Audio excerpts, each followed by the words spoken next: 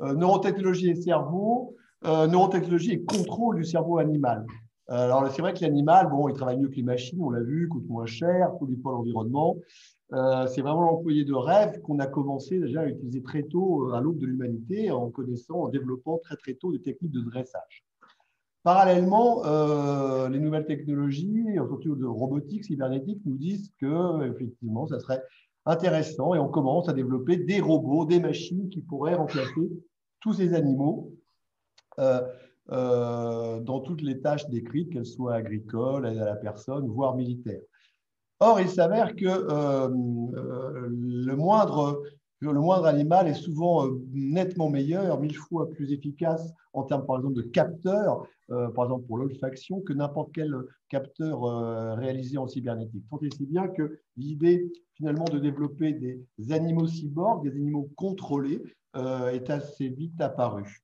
Alors, cette histoire, en fait, elle commence il y a longtemps, en 1949, avec un prix Nobel qui a été co-décerné. D'abord à Walter Rudolf Hess, à ne pas confondre avec son homonyme Rudolf Hess, allemand et nazi. Walter Rudolf Hess était en fait un physiologiste, médecin suisse, qui a travaillé beaucoup sur des techniques de stimulation électrique de zones profondes chez le chat, et ses travaux en démontrant qu'on pouvait provoquer des comportements d'excitation, d'agressivité chez l'animal en stimulant certaines zones, ont mis à jour le rôle prépondérant d'une partie profonde du cerveau, en particulier de l'hypothalamus. Il a eu le prix Nobel pour ça en 1949, avec d'ailleurs un neurologue portugais qui était Edgar Moniz, qui lui l'a eu pour la lobotomie, qui était à l'époque quelque chose de très utilisé pour des comportements agressifs chez les personnes qui souffraient parfois même d'auto-agressivité dans le milieu psychiatrique. C'était l'époque où les neuroleptiques n'existaient pas, et quoi qu'on dise de la lobotomie, ça a été à l'époque considéré comme un grand progrès. Alors, c'est toujours un petit peu plus tard qu'est apparue la découverte de ce qu'on pensait être d'abord les zones du plaisir cérébral, qui ont ensuite été requalifiées comme réseau cérébral de la récompense. En fait, comme beaucoup de grandes découvertes, c'est arrivé à partir d'une erreur. C'était deux neurophysiologistes, James Holtz et Peter Milner, qui dans les années 50 s'intéressaient à la stimulation cérébrale chez le rat. Et un jour, ont découvert qu'un des animaux implantés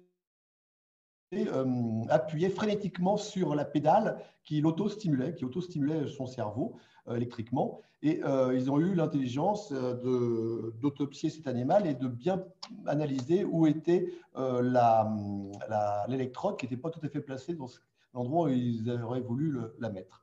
Et c'est ainsi qu'ils ont découvert le réseau cérébral qui pensait être du plaisir au départ, mais qu'on sait maintenant celui de la récompense. Vous allez voir que ça a un intérêt après dans tout ce qu'on peut appelés comme les animaux robots.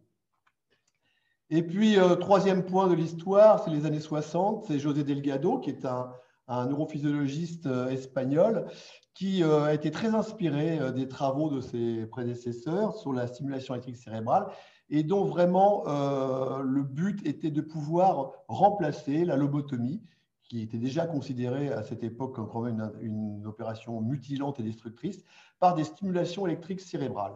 Donc, il a beaucoup travaillé sur ces techniques. Il a développé un système qui permettait, à l'aide d'une télécommande, comme vous voyez, pas très miniaturisée à l'époque, mais de commander l'implant électrique mis dans le cerveau, d'abord d'animaux, tous les types d'animaux y ont passé, des humains, beaucoup d'humains plus ou moins consentants, des prisonniers. C'était l'époque où l'éthique animale, mais surtout humaine, avait encore beaucoup de progrès à faire.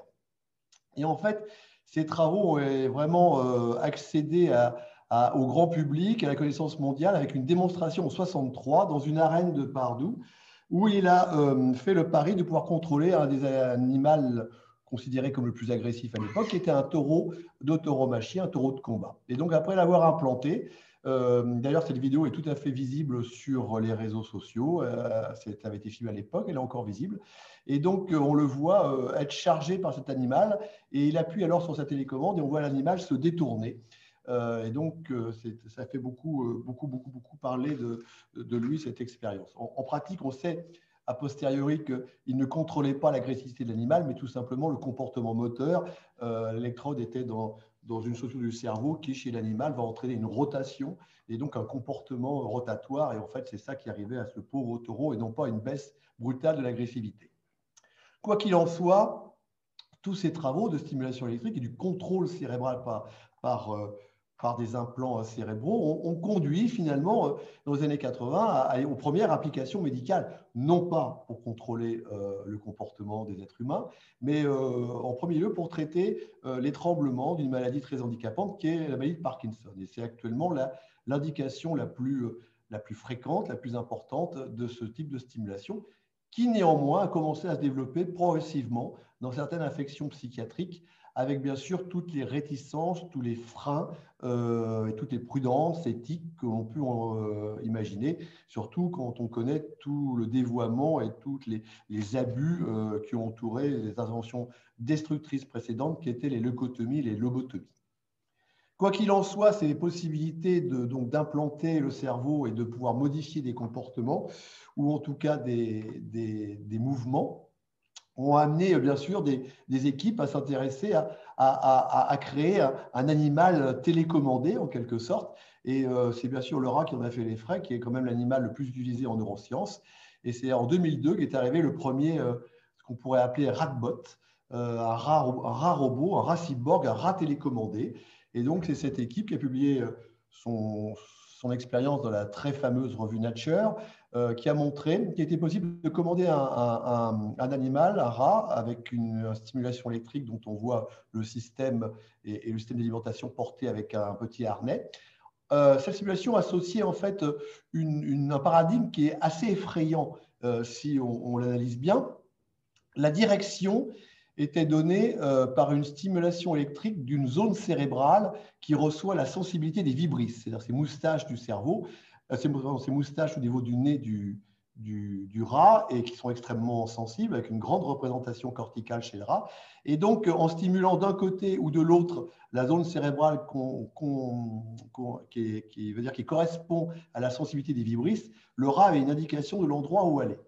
Comment l'inciter à aller quelque part? Eh bien, simplement en stimulant la zone de la récompense cérébrale. Et donc, le rat était véritablement dressé avec une technique de dressage classique, mais qui passait, elle, directement par le cerveau grâce à des électrodes, avec une indication de la direction et une récompense si le rat passait dans une direction. Ils ont réussi ainsi à dresser le rat à passer à travers différents labyrinthes assez complexes. Alors, d'autres équipes, je ne vous ferai pas une description exhaustive parce qu'en fait, en regardant la littérature, il existe beaucoup de publications de ratbots avec d'autres paradigmes. Par exemple, celui-ci qui était une équipe iranienne qui donnait la direction du rat un petit peu comme l'avait fait Eldago, en stimulant les noyaux profonds moteurs qui entraînent une rotation réflexe du rat d'un côté. Et la récompense était donnée tout simplement par la nourriture et de la boisson dont ces pauvres animaux étaient privés. Voilà donc une autre technique qui s'apparente toujours aux techniques de dressage, mais avec directement une implication au niveau cérébral. Alors, les équipes chinoises se sont beaucoup intéressées, beaucoup de publications au niveau d'équipes chinoises, un peu effrayant cela aussi, et donc avec des améliorations qui ont montré que non seulement il était possible de stimuler, mais aussi de recevoir les informations du cerveau de l'animal, avoir un feedback, et bien sûr cela laisse penser des développements particulièrement intéressants, comme celui-ci. Non, pardon. Non, ouais, c'est comme celui-ci. Celui-ci qui permet en fait de savoir exactement ce que peut ressentir le rat en termes de sensibilité ou éventuellement même en termes de vision si on arrive effectivement à avoir des capteurs intracérébraux qu'on commence à développer d'ailleurs pour traiter la cécité qui permettent d'avoir des retours, des feedbacks particulièrement intéressants. Donc vous imaginez quand même, vous pouvez imaginer les applications militaires d'un tel animal télécommandé capable de pouvoir faire du feedback sans être pourvu de caméra, mais uniquement à travers ses yeux. On imagine bien donc l'intérêt de certaines équipes et on imagine bien les financements militaires que cela peut susciter.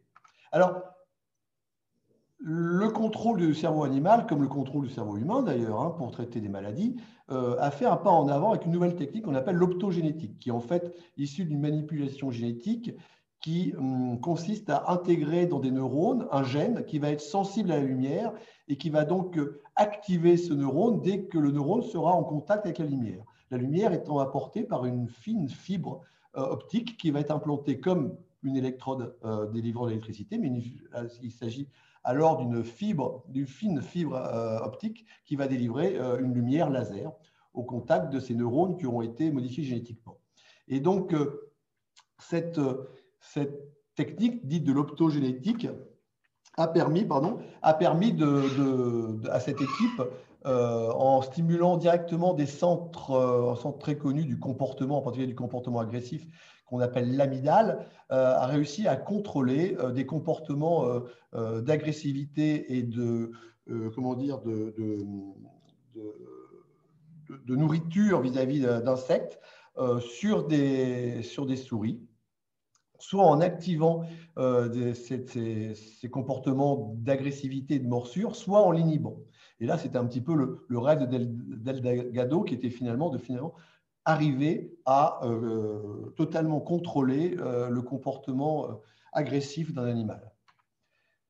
Un autre progrès très important, toujours utilisé en médecine, en particulier pour une approche sur le handicap, c'est l'interface cerveau-machine. L'interface cerveau-machine, c'est un progrès qui a permis de faire, en fait, c'est tout simplement une traduction qui a permis de traduire le langage cerveau, qui est un langage assez ancien, qui date des débuts de l'humanité, hein, qui est un langage électrique, et à le traduire en langage informatique, qui est lui un langage beaucoup plus récent, qui est né sur la côte ouest des États-Unis. Ce n'est pas si facile en première intention, mais de beaucoup de travaux ont réussi à faire communiquer ces deux langages et donc à faire commander un ordinateur et à travers lui n'importe quel mécanisme par le cerveau, en sachant que ce langage cerveau peut être recueilli de façon non agressive, non invasive, comme un bonnet comportant des électrodes d'électroencéphalogramme, comme vous voyez sur la photo du haut, ou directement avec des implants électriques implantés au sein du cerveau, comme vous voyez sur la photo du bas, qui est un système qui commence à être commercialisé pour permettre à des paralysés, des tétraplégiques, à commander des bras articulés ou des fauteuils électriques. Alors, cette interface cerveau-machine peut marcher dans différents sens et elle commence à permettre le développement d'une connexion cerveau-cerveau. En fait, pas cerveau-cerveau directement, mais cerveau à travers une machine. Donc, un cerveau communique avec une machine qui, elle, va retraduire son langage machine en langage cerveau et va communiquer à notre cerveau. Et cela a permis à une équipe américaine de faire cette expérience qui a été beaucoup reprise dans les médias, où un expérimentateur avec uniquement un casque non invasif posé sur le cuir chevelu pouvait commander le mouvement de la queue d'un rat. En gros, il avait pris le contrôle de la queue du rat avec sa pensée. Alors, tout ça s'est raffiné avec d'autres équipes qui ont publié un peu plus tard un guidage carrément, comme nous l'avons vu tout à l'heure avec ces animaux qui étaient implantés, qui pouvaient être guidés à travers la labyrinthe. Des équipes ont réussi à téléguider par la pensée, grâce à l'interface cerveau-machine, le mouvement locomoteur d'un rat à travers un labyrinthe. Et encore plus fou récemment, en utilisant l'opportunité d'avoir des volontaires qui portaient ce qu'on appelle un implant cochléaire, c'est-à-dire des personnes qui souffrent de surdité et qui ont une sorte de petite interface cerveau-machine développée pour traiter la surdité, c'est-à-dire un implant qui permet de recueillir les informations et de le transformer directement en signal électrique qui va être reconnu par le cerveau.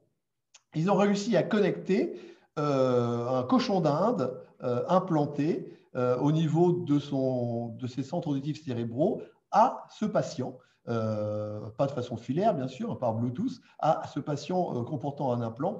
Et donc le patient a pu ainsi entendre ce que le cochon d'Inde entendait, et il y a pu y avoir même identification de mots qui étaient prononcés en face du cochon d'Inde dans une pièce d'à côté, ce qui est quand même assez fou. Et là aussi, laisse imaginer toutes les applications en termes d'espionnage que cela pourrait laisser apparaître. Alors, j'arrive à la fin de cette présentation en montrant plus petit, hein, les insectes n'échappent pas au phénomène. Et c'est vrai que ça a commencé il y a quelques années par en fait une start-up qui vendait des cafards appareillés, avec tout un système de stimulation qui, lui, ne passait pas par le cerveau, mais par les antennes, et des cafards qu'on pouvait en quelque sorte télécommander avec son smartphone en téléchargeant une petite application. Et là, on peut bien sûr se poser de problèmes éthiques en termes d'animal jouet. Quoi qu'il en soit, ces insectes télécommandés ont continué à être étudiés, développés dans les laboratoires, avec même, vous le voyez sur la photo en bas à droite, un insecte télécommandé, lui aussi porteur d'une micro-caméra. Vous voyez là aussi les différentes applications qu'on peut suspecter. Plus récemment, et de façon encore plus, je dirais, plus sophistiquée, une équipe a utilisé des plateformes de vol, comme elle l'appelle dans son article, qui sont ces très très gros coléoptères africains, suffisamment gros pour pouvoir porter une charge de batterie et le système, avec un système très sophistiqué qui va non seulement stimuler les centres cérébraux de vol de cet insecte, mais aussi vont stimuler les différents muscles des ailes pour permettre de donner la direction du vol. Et donc, ils ont pu ainsi télécommander et commander le décollage, le vol de ces coléoptères, ainsi que les guider à travers les airs grâce à leur stimulation, ce qui est quand même assez incroyable. Alors, on va dans le plus en plus petit. Allons directement sur la drosophile, cette petite mouche que les généticiens adorent et les neuroscientifiques aussi, parce qu'elle est toute petite et se reproduit de façon extrêmement facile, rapide et facile à conserver. On connaît parfaitement tous les tenants, aboutissants et détours du cerveau de la drosophile maintenant, que vous voyez d'ailleurs représenté sur cette photographie en microscopie électronique en 3 dimensions, colorisée. Et on connaît aussi parfaitement les réseaux de vol de la drosophile. Et la miniaturisation des systèmes électroniques permet maintenant de pouvoir implanter des électrodes qui non seulement stimulent, mais recueillent les signaux du cerveau de drosophile. Et donc, on va pouvoir certainement voir apparaître très rapidement des drosophiles télécommandés. Alors, j'arrive à la dernière diapositive de cette présentation avec une question. J'ai beaucoup entendu parler d'éthique. Et effectivement, on peut se demander, est-ce que le contrôle du cerveau animal est éthique? Est-ce qu'il est écologique? Je ne répondrai bien sûr pas à cette question, mais je vais soumettre à votre sagacité quand même ces observations issues de la nature qui, elles, ne se privent pas de contrôler le cerveau des animaux pour ne serait-ce que la reproduction, en fait essentiellement pour la reproduction d'autres êtres vivants. Je prendrai comme exemple les fameuses fourmis zombies et les champignons, hein, des champignons qui vont attaquer le cerveau des fourmis pour modifier leur comportement, pour qu'elles puissent monter en haut de la canopée, mourir, et le spore se développe alors au niveau de la tête de la fourmi pour pouvoir égrener à nouveau et contaminer d'autres insectes. Il y a cet exemple très connu des aillemins, des vers, qui peuvent parasiter les sauterelles, les grillons, et qui va les pousser comportementalement à se jeter dans le premier cours d'eau venu, ce qui va permettre, alors que le grillon se noie, au ver de sortir de l'organisme du grillon et de coloniser le deuxième hôte de son cycle parasitaire, qui est un escargot d'eau douce. Et enfin, je dirais que les mammifères, comme nous, n'échappons pas au contrôle cérébral par d'autres êtres vivants. Je prendrai comme exemple le virus, comme le virus de la rage, qui pousse à mordre et donc à contaminer les autres par lui-même et à se reproduire, ainsi que la toxoplasmose, dont on sait que c'est un parasite qui contamine le cerveau et qui va modifier le comportement. On sait en particulier que les souris contaminés par le toxoplasme n'ont plus peur des chats, ils vont même être attirés par l'odeur du chat qui va les dévorer et va poursuivre le cycle parasitaire. Il faut savoir que ceci a été aussi démontré chez les chimpanzés vis-à-vis des grands félins et que donc vous voyez bien que le contrôle cérébral est quelque chose dont la nature s'est parfaitement emparée et a pu développer des choses aussi sophistiquées et encore pas tout à fait comprises.